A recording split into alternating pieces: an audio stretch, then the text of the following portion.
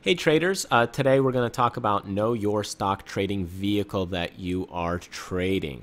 Now, normally I would review stock charts and things like that. For example, we talked about Facebook the last few days. As you can see, it's making new all-time highs the last day or two, and also Tesla as well. And these stocks have been doing very well the last couple weeks, especially in Tesla. Looking at it from the last couple months, have just been soaring very high and doing very well.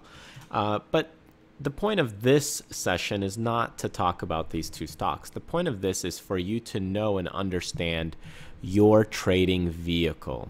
So if you're hopping from one vehicle to another all the time, you're not getting familiarized with your automobile or your vehicle. The same thing goes with the stock or the stock market. Different people trade different stocks, and they're in them all the time. People that are trading McDonald's, they're in them all the time. They're trading them over and over again, and they're learning what the action is happening and how it's doing. For example, MasterCard trades one way and a lot different than it does, for example, Facebook. And Facebook trades a lot different than Visa, and MasterCard and Visa trade differently. They're at different share price and so forth. Same with Google. It trades differently. It's at $800, and Priceline, it's over at $1,000. They all trade differently.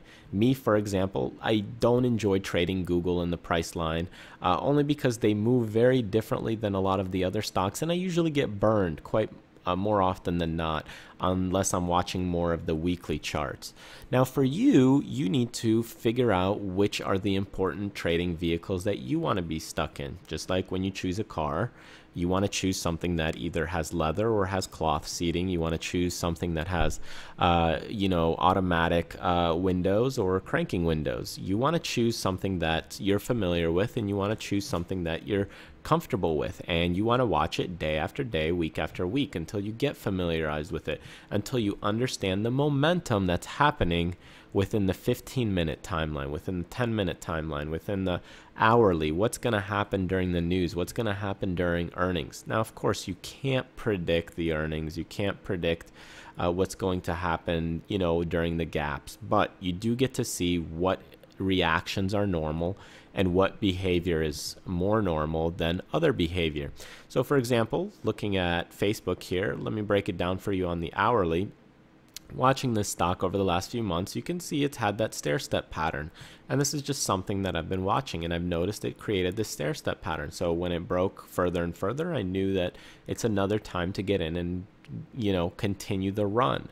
Again, it's passing 50, it broke on higher, you add to the position because it's stable, and maybe you set and raise your stop, or you take a little bit of profits or take a little bit off the top. So this stock has been moving, and it's a trading vehicle that I'm familiar with. Now, how do you choose your trading vehicle? Which ones to go with? Well, I like to think of anything of the Dow 30 stocks. Typically will work just fine, something that you plan to hold on to your retirement. Usually any one of those vehicles will be fine.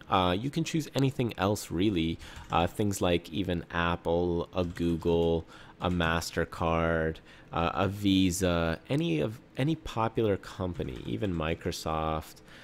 Just pick one and stick with it. Know it inside and out. But typically, I like to trade stocks over $80 a share because they have more juice, they have more momentum, more lagging. I don't like to trade things that are, $10 a share, $5 a share. There's not enough either movement or momentum, or there's not enough liquidity. So if you trade something that doesn't really trade that many shares, like let's say this one right here, we got Luby's Inc., $7.32 a share, only 16,000 shares traded today. It's not very effective.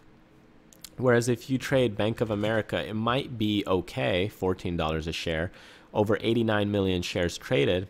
However, it's still only $14 a share. Now, if you start getting into things like Nike, $70 a share, even Apple, IBM, they're all over, 70, 80, 90, $100 a share. And they're a lot better trading vehicles. They plan to be around for quite some time.